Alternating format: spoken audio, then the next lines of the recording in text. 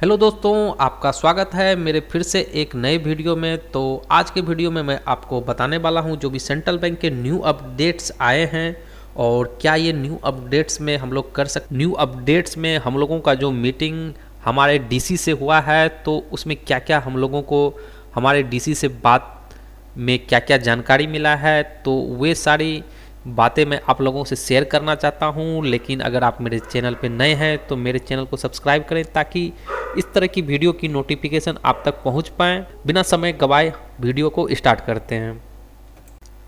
तो हम लोगों का जो भी मीटिंग हुआ तो मीटिंग में क्लियरली ये चीज़ बता दिया गया है कि जो भी न्यू अपडेट्स लॉन्च हुए हैं उस अपडेट्स के साथ ही हम लोगों को काम करना है। हालांकि इस अपडेट से काफ़ी ज़्यादा परेशानी हो रही है क्योंकि हम लोगों का कमीशन बहुत ही कम आ रहा है, लेकिन फिर भी हम लोग करते हैं। जो भी है जनरल लोगों को सर्विस देते हैं अपने सेंटर पे, तो खास हम लोग कमीशन को नज़रअंदाज किए हुए सर्विस देते हैं। बैंक द्वारा जो नियम तय है कि एक कस्टमर पे हम लोग मैक्सिमम जो है 40 रुपये तक का बेनिफिट ले सकते हैं, लेकिन 40,000 से ज़्यादा हम लोग उससे कमीशन रिडम नहीं कर सकते हैं। लेकिन फिर भी हम लोगों को जानकारी भी है कि हम लोग इसके ट्रांजैक्शन पे कोई कमीशन हमें नहीं मिलने वाला है, लेकिन हमसे जितना संभव हो पाता है हम उसका कैश विड्रॉल करते हैं, चाहे हमें कमीशन मिले या ना मिले। लेकिन हम लोग कस्टमर को ये सर्विस देते हैं। लेकिन जो है ये जो न्यू अपडेट्स आए हैं तो इससे सर्विस देने में भी हमें काफ़ी ज़्यादा असुविधा हो रही है। पहले कमीशन नहीं मिलता था, हालांकि चलो कस्टमर को सर्विस तो मिला, तो इस वजह से हम कस्टमर को सर्विस देते थे, लेकिन अब सर्विस को भी रोक दिया गया है।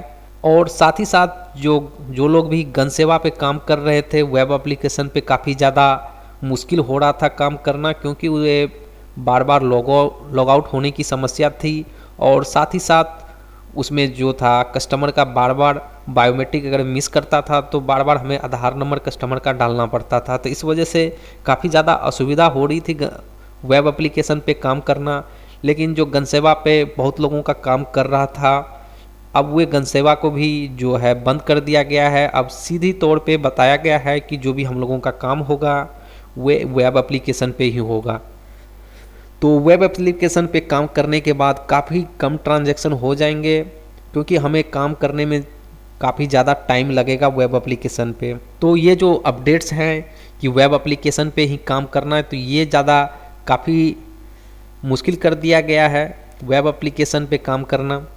लेकिन जो भी नियम सेंट्रल बैंक ने बनाए हैं अब इन्हीं को लेके हम लोगों को आगे चलना है। और अब आप किसी कस्टमर का जो है सेंट्रल बैंक से अगर मोबाइल नंबर जोड़ा है तो आप उसका 20,000 तक का कैश विड्रॉल कर पाएंगे। मैं आपको ये एक लाइव डेमो करके दिखाने वाला भी हूँ। तो आ जाता हूँ मैं अपने सेंट्रल बैंक के वेब एप्लीकेशन पे, और यहाँ पे मैं आप लोगों को दिखा देता हूँ कि किस तरह से एक कस्टमर का आप 20,000 वन टाइम में आप निकाल पाओगे। जैसे ही मैंने AEPS विड्रॉल पे क्लिक किया, उसी तरह आप देख रहे होंगे कि यहाँ पे ऑटोमेटिकली एक आधार नंबर फिल किया गया है जो XX की फॉर्मेट में आप लोगों को स्क्रीन पर दिख रहा होगा, जो कि इससे पहले मैंने उस कस्टमर का कैश विड्रॉल किया होगा या फिर बैलेंस इंक्वायरी किया होगा। ये आधार नंबर इसमें फिल किया हुआ है उस कस्टमर का। तो किस तरह से आप लोग भी उस कस्टमर का इसमें आधार नंबर ऑटोमेटिकली फिल करके आप लोग रख सकते हैं, किस तरह से आप ये कर पाएंगे, इस पर मैंने ऑलरेडी एक वीडियो बना चुका हूँ, जो आप लोग अगर देखना चाहते हैं तो मैं आपको डिस्क्रिप्शन बॉक्स में डाल दूंगा या फिर आप लोग खोज सकते हैं। अगर ये आधार नंबर ऑटोमेटिकली फिल रहता है तो इससे हमें काफ़ी ज़्यादा काम करने में मदद मिलती है और इससे हम काफ़ी ज़्यादा स्पीड से काम कर सकते हैं। तो अगर आप लोग वो वीडियो देखना चाहते हैं तो आप लोग देख सकते हैं। तो आते हैं हम लोग अपने टॉपिक पे कि हम लोग किस तरह से जो नए सेंट्रल बैंक के रूल निकले हैं तो उस रूल के हिसाब से हम किस तरह से एक कस्टमर का 20,000 कैश विड्रॉल कर पाएंगे।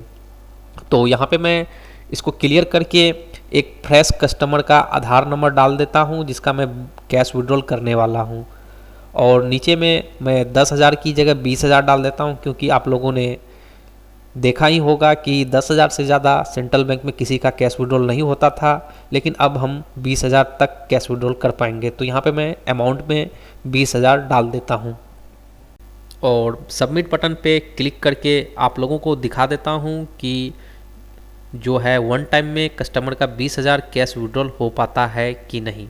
तो सबमिट बटन पे मैं क्लिक करके एग्री बटन पे क्लिक कर दिया हूँ और प्रोसेसिंग स्क्रीन चल रहा है और ये आप लोग देख सकते हैं स्क्रीन पे ये सक्सेसफुली कैश विड्रॉल हो चुका है। आप लोग कस्टमर को अगर रिसिप्ट देते हैं तो यहाँ से प्रिंट रिसिप्ट आप दे सकते हैं और ये आप लोगों को मैं एक PDF स्क्रीन भी दिखा देता हूँ।